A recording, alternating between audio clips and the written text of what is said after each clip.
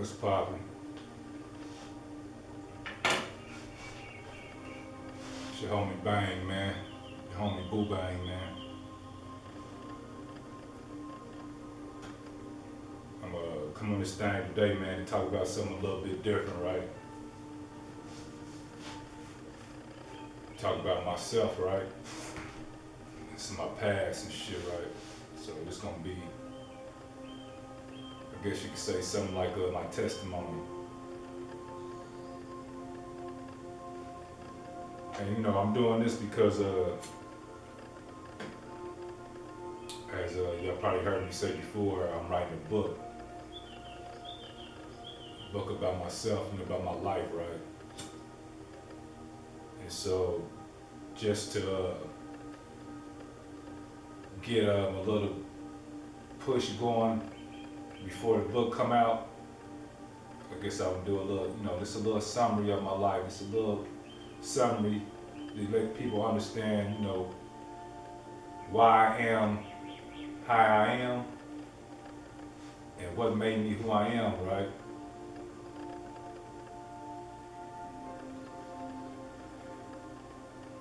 But I wrote some shit down.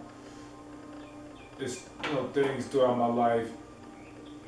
I just kind of want people to get a better understanding, or people to understand some of the situations I was in, and the reasons I made, the decisions I made, and shit like that. And you won't be able to,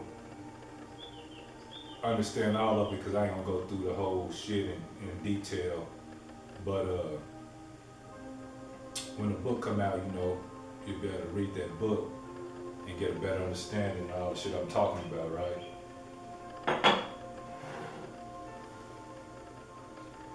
But anyway, man, I'm born and raised in Kansas City, man. Back when Truman Medical Center used to be called General Hospital.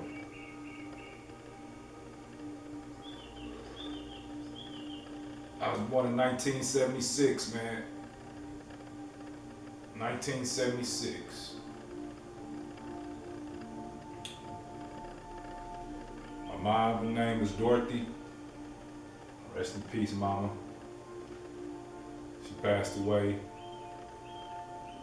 But she was from Monroe, Louisiana.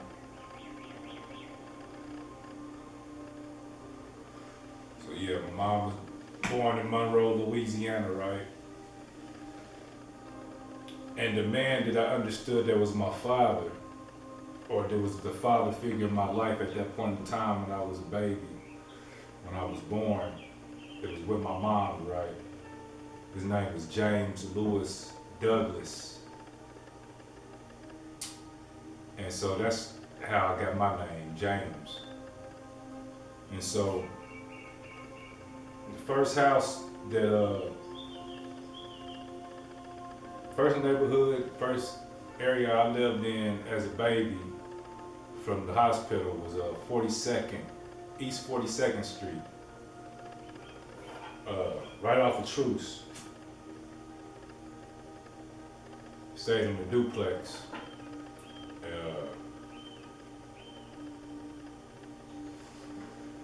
I think we stayed there for a few years, right? Then we moved further north, coming north to 32nd Street. So I stayed on 42nd Street first, then I moved to 32nd Street. Or we moved to 32nd Street. 32nd Terrace, man, right off Truce. And so there, at that house, man, at that age, I was between 6 and 7, 5 and 7, probably between 5 and 7 at that point. And let my relative Joe tell it, or this is a story he told me back when I had to be between 5 and 7, that age. We stayed around 32nd Street, right? He told me a story about me, us being in church, and the preacher asked him who wanted to be saved, or anybody wanted to be saved. You know how they do. And so he was saying like how I got up and started walking to the front of the church, walking to the walking up to the pastor, right? And he said at that age, like he was the youngest one in there, And he said when he see me do that, it made him want to jump up, and he came and followed suit, followed behind me up to the pastor, right? And that's something I don't remember.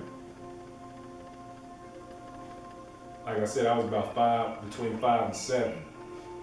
So that's something I can't recall.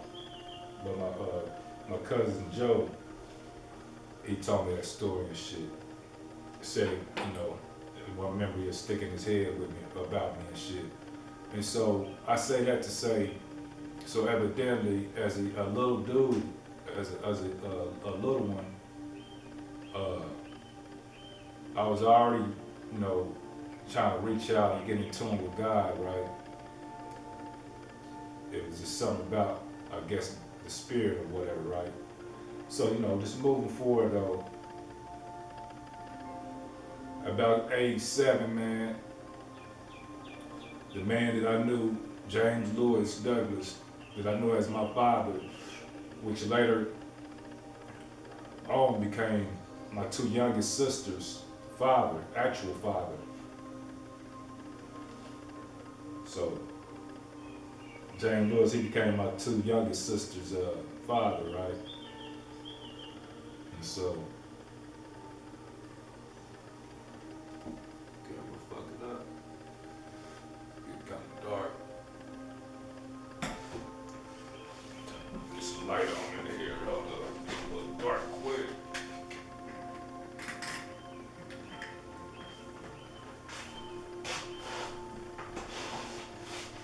Yeah. My fault. And so, yeah.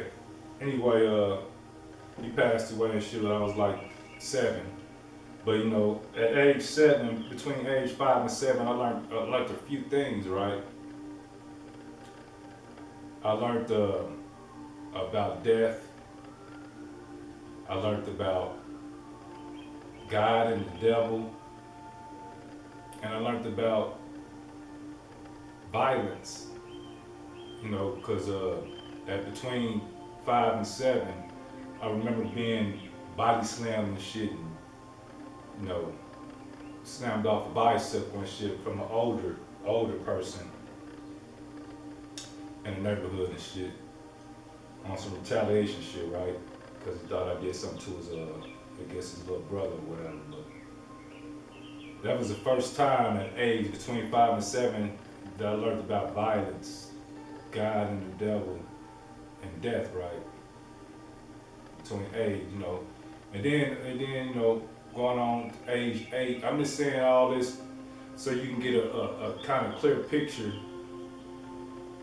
of what I've been through. Because like I said, it's gonna be in the book anyway. So, but at age 8, was kind of traumatized by a house fire we had. Stayed on 55th and Forest, right on the corner and shit. Just had moved from Highland from my auntie house. Just moved in that house and shit. We weren't even there a whole year. And some shit happened, faulty wiring or whatnot. Anyway, the house caught on fire and shit. We lost all the shit we had. Had to move back to my auntie house on Highland. My auntie house on Highland, had, there was 3 sisters that stayed in the house. My auntie Sarah only had 1 child. My mom's at that point in time had 7. Had 7. And I think my auntie Luella probably had the same at that same time, probably 7. No, she had her 8 already, I think. So it was quite a bit of us in that house, right, on Highland. And so that's where everybody thought we was brothers and sisters. Everybody thought we was all brothers and sisters and shit. They really didn't understand we was all cousins with different names and shit. And so from Highland, man, I ended up we tried to get a house in the 40s, out Prospect. The motherfucker was haunted though. And so we had to do a seance. We had to get preachers and shit to come in and bless the house and all that. And the preachers came out, them motherfuckers scared, man, sweating. You know what I'm saying? Like hair standing on their head, like they was spooked, from what they seen and the energy they got from the house, right? And so we didn't move in that house. I think that house ended up getting tore down too. But from that house, we moved to 55th and Forest.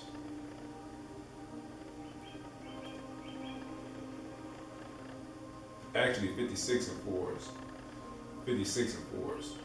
Yeah, so we moved on to 56 and Forest. Stayed there. I think we was there probably a year. I was going to true school and shit. And over there, though, that's when David's daddy, my little brother David, he taught me my first hustle and shit, man, collecting cans and shit. Those two that nigga used to get me to steal and shit, I didn't know I was stealing, but he used to get me to steal and shit too. And gotta believe at this, I'm between age 8 and 9 at this point. So one of my first hustles though was walking around with him.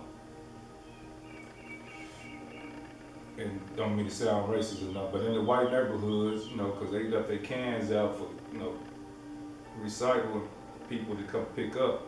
We used to go and talk to them and get the cans. Plus, I guess he already knew a lot of the houses we was going to because they talked and shit like they knew each other.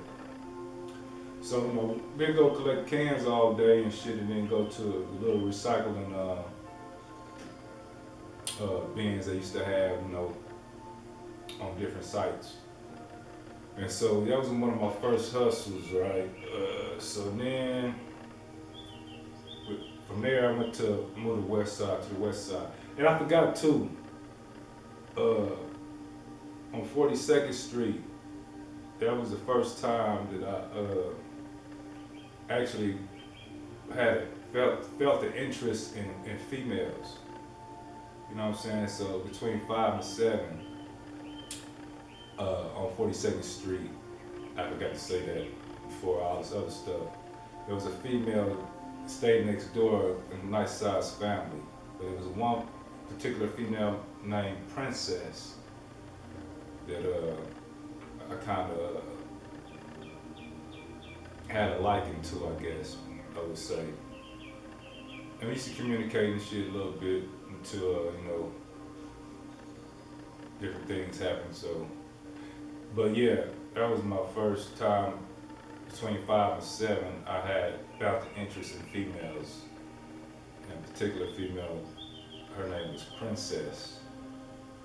But anyway, moving back forward to, so when I left back to San, on Park, 56 and Park. And so after Park, we moved to the west side. West side, I think we stayed over there probably like 3 years, stayed in West Bluff. And my actual first crush on a female was over in West Bluff. It was a Hispanic female named Anita. And yeah, that was like, what they say, that puppy love, that crush, that first crush you be having, like really tripping off somebody. Yeah, that was my first crush. I think I was like 11 years old, going on 12, maybe 12. And I had a job and everything, shit, working at Lee's vending company, shit, me and my brother. Working at Lee's vending company over there on the west side. I used to buy her and her brother's shit off the ice cream truck and shit, and trying to win her favor and shit like that. Also, that's when I started stealing too.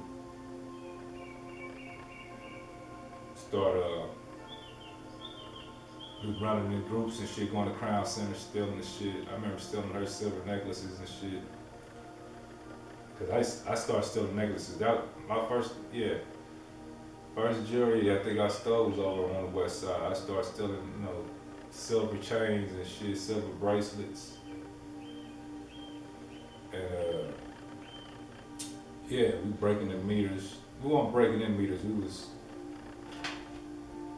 getting into the meters with little pieces of metal and shit, pulling the dollar bills out the meters and shit, pulling them bitches out. And we used to hit the meters up all on the west side and shit, all up and down Crown Center, all that shit, man.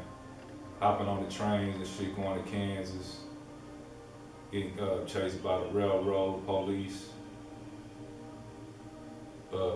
sneaking in Crown Center and shit, concerts, wrestling matches. I got one of the little homies in trouble and shit, man. That nigga went to go see Michael Jackson, man, in the mirror, man. Won some tickets and shit.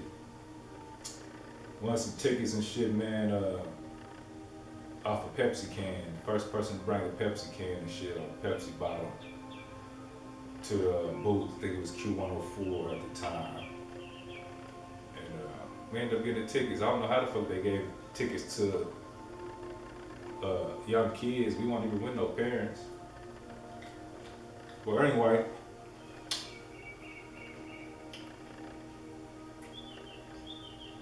'12 and 13. That's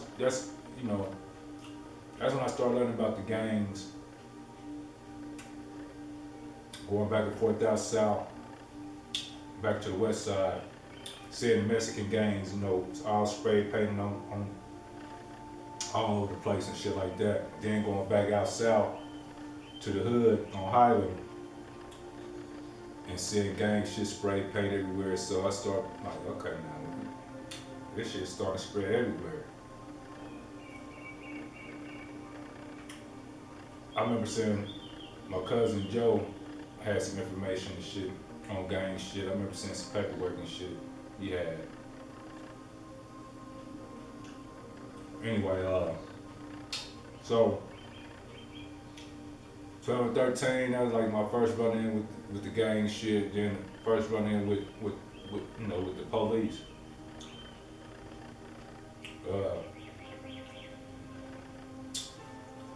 My mom had to come get me out of juvenile here and there and shit, like, you know what I'm saying? I didn't stay in the juvie. She was there all the time, quick to pick me up. She wouldn't let me stay in that motherfucker. As soon as they called her, she was on her way. She didn't give a fuck what time it was. So I never really hung out too long in the detention center downtown. Maybe overnight one time. I think I got caught. It was like 9 or 10 o'clock at night. I think I was breaking in something. But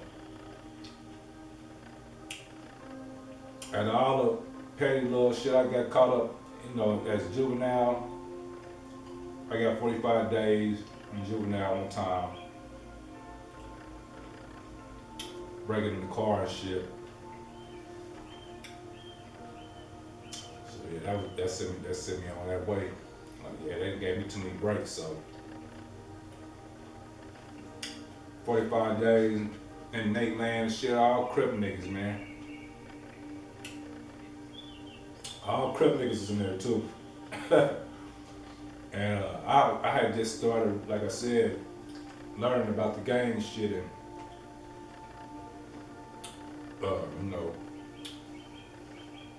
being involved,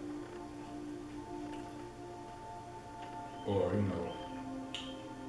that's when that 5-6 building shit started,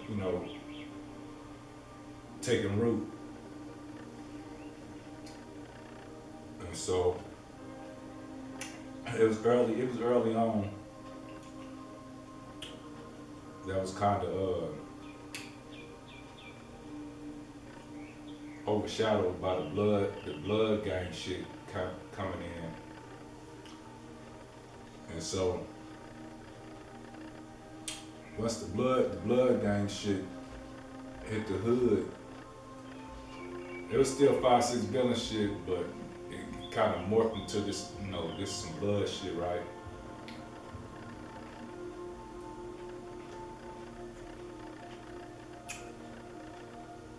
So by the time, I get out of Nate Land, cause it was like the end of the year. I was pissed off I couldn't get out for New Year's and celebrate New Year's and shit that weekend. They wouldn't let me get out. And I'm kinda thankful that I didn't get out because a lot of the homies went to jail the morning after New Year's and shit on some shooting shit. And so if I was out, I would have been right there. You know what I'm saying? I'd have been right with them. I'd have been doing the same shit. You know what I'm saying? So that probably saved my life right there as a youngster. You know what I'm saying? Being in Nate Land at that point in time, because I'm sure damn well I would have hit the block with him. And so, boom, get out of Nate Land.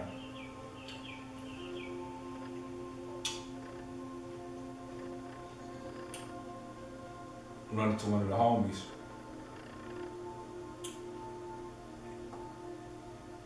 This is when I first started learning about the dope game, right? The drug game.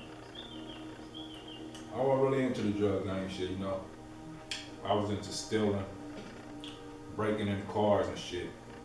Breaking into cars is my main thing. Stealing car stereos and shit. Although,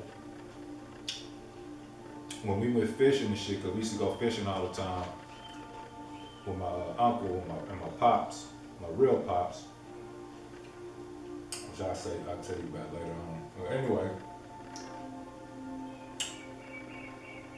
we used to go fishing and shit all the time. And so, I used to smoke back weed and shit and try to sell that shit, cure it and sell it. One of my relatives, older relatives, used to be telling me all the time, bring some of that shit back, they help me get some money off of it. So, I used to do that shit too. But most of the time I was out stealing something, I used to bring a lot of jewelry and shit back.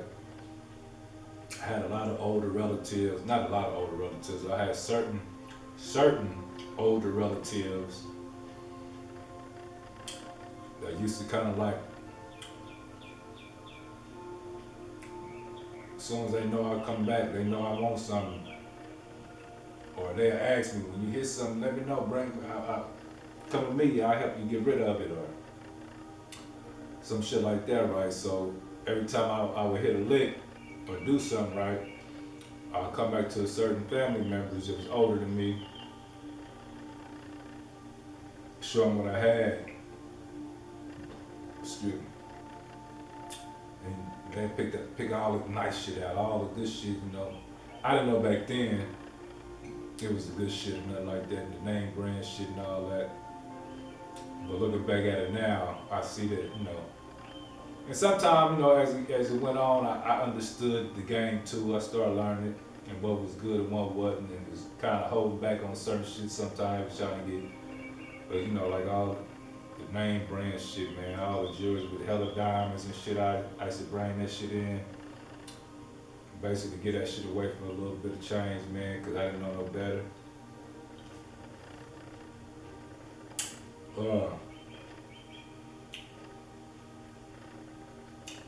About 15 though, like I said, I got introduced to the drug game. And it wasn't like dope and per se, like when I first got into it. I'm talking about this is like days after I get out, you know what I'm saying? We meet up on the block and shit like every morning and shit, drinking wine early in the morning. Then going to steal wine at food thriftway and shit. Bottles of wine and NJ, Christian Brothers and shit like that. Up early in the morning, hitting the block and shit, meeting, smoking the joint. Couple joints or whatever. Drinking the shit. And it's like, yeah, and one day, one of the homies said, hey, Whoop Wop, I had a plug on a nigga want to help us get some money. Help him get some money. I'm gonna see what's going on. I get there. I don't know what I'm not. I don't know what I'm expecting to see. I don't know what I'm expecting to be selling, and none of that shit. But come to find out, it was that shit, that stink shit. So I ain't know nothing about it. That shit stink like a motherfucker. That's all I know. It was different. I seen motherfucker dunking, cigarettes. I'm like, the fuck is this shit? I ain't know nothing about none of that shit. So it was all new. Nigga, I went there with, get the gig with. Once the dude leave us there, posted up, he bounced out. This nigga asked me if I wanted to try it with him. I ain't smoked nothing but weed in my life, weed and cigarettes at that point in time. Like, I don't know nothing about this shit, homie. Go around the back. He do one. Woo! As soon as he light that motherfucker up, it lit, motherfucker lit like a flame. Woo! I'm like, what the fuck is that? That shit stink like a motherfucker, man. Black smoke coming off of him. Like, what the fuck is that, man? I'm looking at it like, this nigga crazy. He hit it a couple times, shuffled it, passed it to me. I'm grabbing it, looking at this shit. I hit that bitch one time, was like, oh, hell no. Nah, I don't want no more of that. I walk back to the front of the house. Plus, I'm nervous. Is this nigga pull back up? I don't know this dude, this a grown man. I ain't about to play with this man shit. So, I didn't come back around probably a few minutes later. He walking slow as a motherfucker, looking stupid as a motherfucker. I'm like, what the fuck is wrong with you, dude?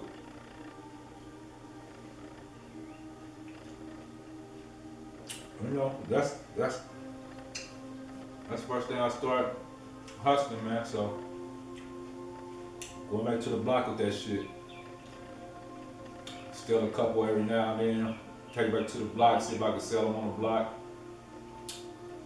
End up passing one to, or end up giving one to one of the homies that asked, can they have one day?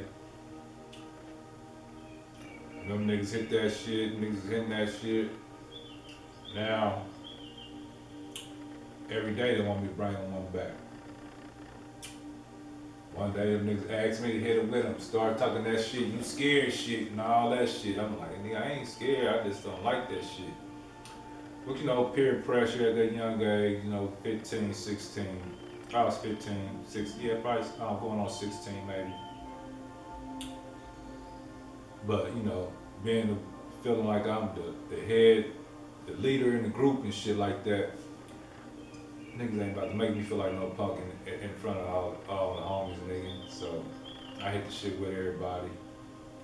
After that, nigga, that was it. We all was on that shit. That was it, man. That's all it took. From them couple of nights like that, hanging out, hitting that shit. Days after days, and that shit hooked in the nigga ass, man, like a hook on fish. So, the whole city, after I knew it, every hood in the city, everybody, it was people everywhere, in every hood, going off that shit, man. That shit swooped through the city like a motherfucker in the early 90s. It's just like the shit is now with like the younger kids and shit, everybody snorting the coke and shit, Tucci, whatever the fuck they want to call